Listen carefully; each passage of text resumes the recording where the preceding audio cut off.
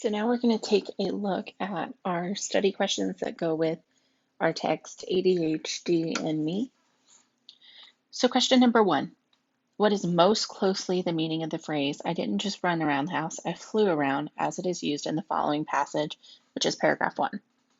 In fact, my mother told me for years that I didn't just run around the house, I flew around. Despite her own seemingly boundless energy, she sometimes admits that I'm the only one in the world who can exhaust her. So let's look at our answer choices. If we look at A, the author was very energetic and hyper as a child. Well, we've talked about he didn't just run around the house, I flew around. Running is already a source of energy, so that could very much be my answer. The author ran so fast when he was young that he grew wings. That is definitely not it. The author played games where he had to jump around without touching the ground. He could have, most all kids do it, but there's nothing in our text that actually says it or even allows us to infer that, so C is not our answer. The author lived in a very small house as a young boy. There's nothing about the size of their house. So that means that A is going to be our answer. Number 2, the essay is told mainly in the blank tense from a blank point of view. Well, we already talked about the point of view part. He's talking about himself and his own experiences. And even the title has the word I in it. Because remember, to find point of view, we have to look at text outside of quotation marks, because obviously a quotation mark can be in anything. And if it's quoted, then obviously you're going to speak in first person, but that may not be who's actually telling the story. So we know that we're dealing with a first person point of view. So if I look at my answers, I can already rule some out. So I've got past and third person. Because of this third person, I know it's wrong. Future perfect first person. Well, I have first person, so this one is a maybe. Present first person again, so it's a maybe. Or present third person. I know it's not third person.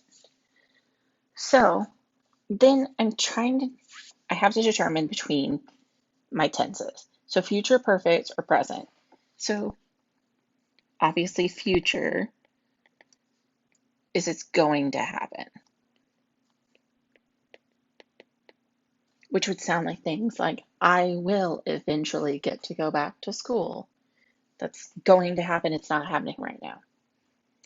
Present is going to look more like it's happening now. So that's more like, I'm currently not able to go to school, because that's what's happening. Present.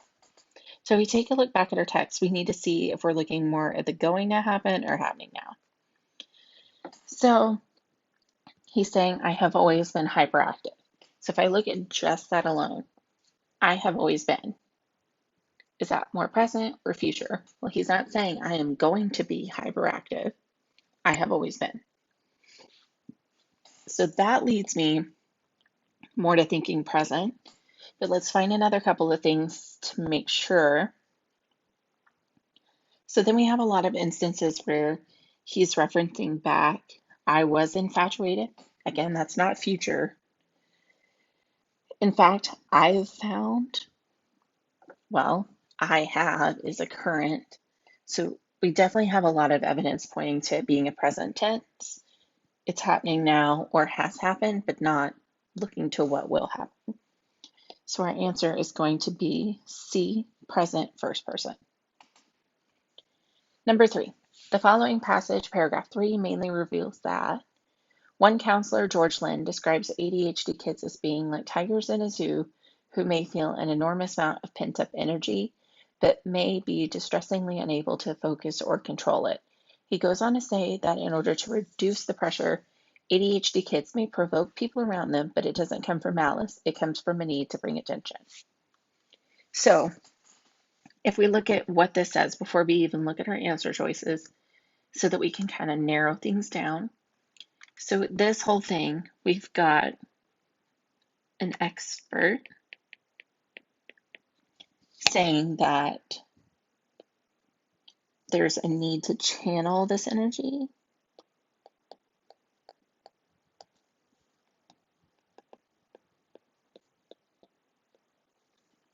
And then we also see that it's not out of meanness. So it's not from being mean. So if we look at our answer choices and see kind of what lines up here, we can start to notice the first one. So the counselor, George, has ADHD too. There's nothing in here that says he does. He might be an expert because he has it. He might be an expert because he doesn't have it. We don't have a definitive text evidence either way, so A is not our answer. ADHD is a strong force that can be frustrating to deal with. Well, if we think about what he's trying to say here, these people are struggling to put their energy to good use, to not get in trouble with it, as we see from our author. So that's definitely not a bad answer. Tigers in a zoo often have ADHD because they're small cages. No. He's comparing like tigers in a zoo who may feel an enormous amount of pent-up energy. He's just making a comparison using a simile to tigers in a cage, because obviously are tigers meant to be in a cage? No. So he's making a simile there. He's not actually saying that tigers have ADHD. The counselor George thinks Blake ADHD comes from anger. Well, there's nothing in any of this that has to do with it coming from anger. So clearly that's not my answer. So B is going to be my answer choice.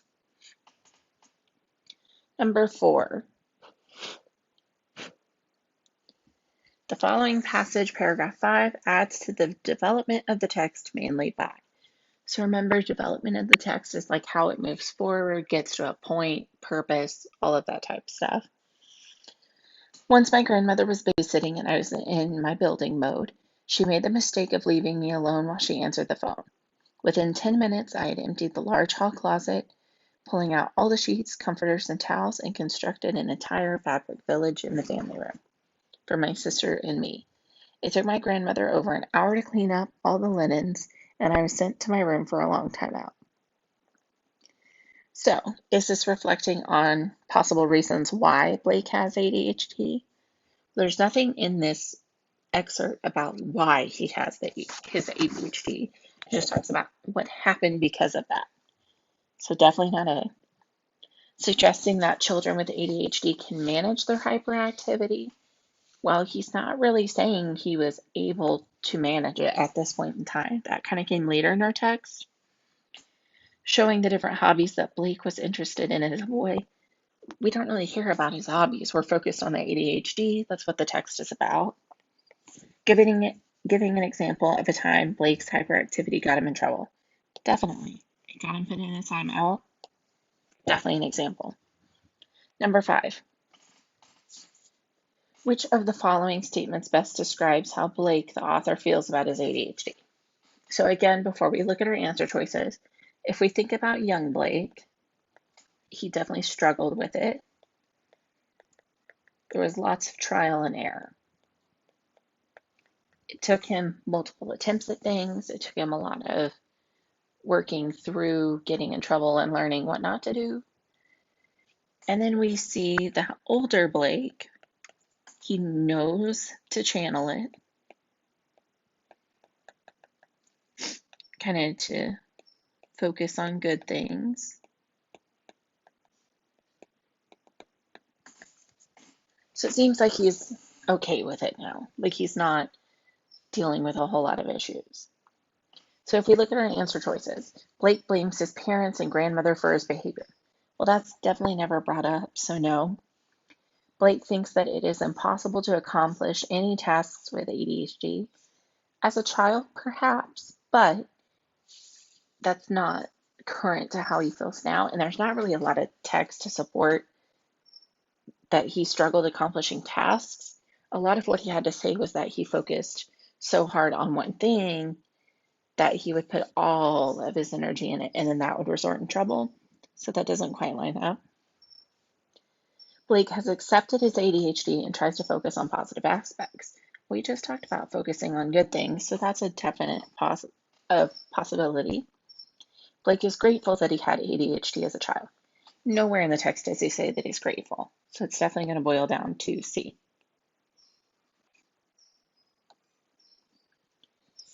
Number 6, which of the following quotes from the narrator best supports the correct answer to question 5? So our answer to question 5 was that he accepted it, focus on positive. So I'm going to make a note of that. So he's accepted his ADHD and he focuses his energy. So if we look at our options to support that, I don't provoke to be bad, but from the need to release the energy and get the attention. As I've grown older, I've learned to channel my hyperactivity in more positive directions. We talk about the channeling, we talk about the as I grow older, so that's definitely not a bad choice. If I'm curious about a certain subject, I will put all of my efforts into understanding it and pursuing it. That has nothing to do with accepting his ADHD, or focusing his energy. In the T-Rex incident, I was infatuated with dinosaurs and eager to touch bones that were 65 million years old. Again, has nothing to do with his acceptance and his focus. In fact, my mother told people for years that I didn't just run around the house, I flew around the house. It at least has to do with ADHD, but it has nothing to do with that acceptance or focusing his energy. So our answer choice is going to be A. Number 7. Which of the following statements best describes one of the problems that the author faces with ADHD? It's hard for him to focus on his hobbies or school because he's easily distracted. He never mentions how this affected him at school, and he often said that he focused all of his energy into the things he was interested in. So it isn't really hard for him to focus on hobbies because clearly he says he focused too hard on his hobbies. So not A. The author's family does not like to be around him because he's always causing a commotion.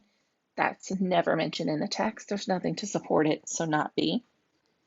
Sometimes his need for attention causes issues or gets him in trouble.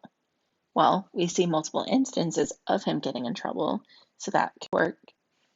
It's difficult for him to make friends because he's only interested in science. Never said he was only interested in science. He even said he had a building phase, which is not related to science. And he never talked about making friends. So C is going to be our best answer. Number 8. So which sentence from the excerpt most strongly supports the correct answer to 7? 7, we talked about basically he gets in trouble. So he gets in trouble. So if we look at A, once when my grandmother was babysitting and I was in building mode, she made the mistake of leaving me alone while she answered the phone. Well, it doesn't get us to the trouble part. It just gets that something bad was about to happen. It alludes to it, but it doesn't speak to the trouble specifically. On a typical day at home when I was younger, I would wake up at 5 a.m. I would be ready to build towers with my Knex blocks, bake cupcakes in the kitchen when I wasn't supposed to be baking. Now we see he wasn't supposed to be baking, but there's still not any reference to him getting in trouble.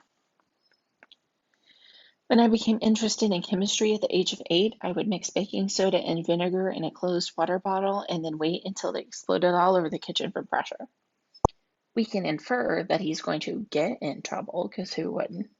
But we're still not seeing that in this text specifically. I must always fully occupy myself. The truth is, I love stirring things up too, even if it means getting into trouble. So D is going to be our answer because that actually relates to the topic. Number 9. Which definition of counterintuitive most closely matches the meaning as it's used in the following excerpt? These are all examples of my hyperactivity. I must fully occupy myself. The truth is, I love stirring things up too, even if it means getting into trouble. At first, it may seem counterintuitive to cause trouble, since punishments will result, but I have found that I have a voracious appetite for attention, whether positive or negative, and hyperactivity is a means by which I obtain this attention. I don't provoke to be bad, but from the need to release energy and get the attention. As I've grown older, I've learned to channel my hyperactivity in more positive directions. So if we're looking at our counterintuitive, so he talks about how it's counterintuitive since punishments will result. So that kind of gives us this idea that, well, there's going to be a negative outcome, but he's still kind of doing it anyways. So if we look at what we have down below, we've got our part of speech and a definition. So the first one we have is an adjective and using common sense. So remember, an adjective describes a noun. So is it describing? Definitely. Counterintuitive is a description of this trouble, like it's not working, it's causing a negative outcome. But using common sense, not necessarily. I mean, it should be common sense that obviously you don't want to start trouble, but that's not the best match. So then we have an adjective contrary to common sense expectation. Well, if I said at first it may seem contrary to common sense expectation to cause trouble since punishments will result, that definitely fit. So this could be my answer. The next thing I have is a verb, which remember a verb is an action. So a verb, something does not happen the way you expected. Well, he said he knew it was going to cause a punishment, so that's not an issue. And again, we already said that this using common sense didn't work, so our answer is left with B. And lastly, for number 10, order these ideas chronologically as they are introduced in the text. So what I always like to do with these is I like to look at which ones are for my beginning, the middle, and the end. So anytime I write a summary, I always make sure I kind of go in that order, and I think that way. On these, I just like to kind of group them by my beginning, middle, and end, and then I just have to decipher which of my two middle events came first and which one came second, because I've only got 4 choices. So Blake gets in trouble with his parents and grandparents for making messes. Well, that would be kind of towards the middle, because he didn't start off the text with that, and he didn't end the text with that. Since a young age, Blake, the narrator, has been hyperactive and energetic. He does mention that first thing. Blake occupies his curious and hyperactive self with experiments and games. Again, that's in the middle of the text. It's what the whole thing focuses on with his chemistry experiments. Blake's hyperactivity can be good or bad. As he grows older, he's learned to better cope with it. Well, that happens at the end. That's kind of his closing thought for this chapter.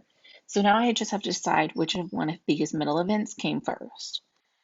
So if I look at my text itself, I'm going to see that him and his experiments comes before he starts mentioning that he gets into trouble.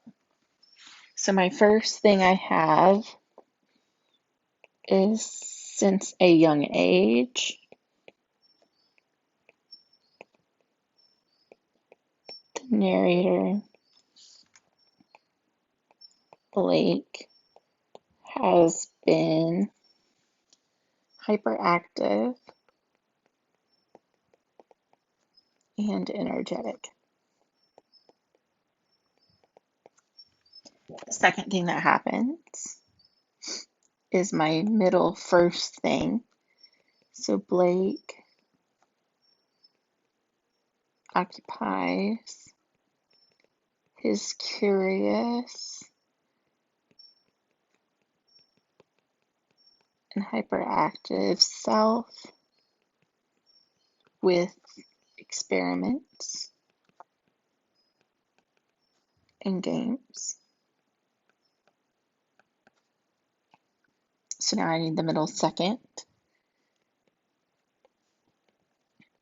Blake gets in trouble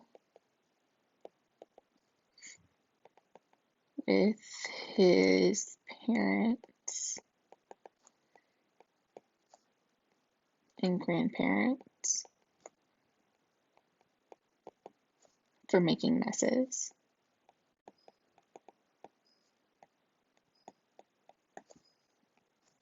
And then I have my ending, which is my fourth event. Blake's hyperactivity can be good or bad. Sorry, bad or good. And as he grows older, he has learned to better cope with it.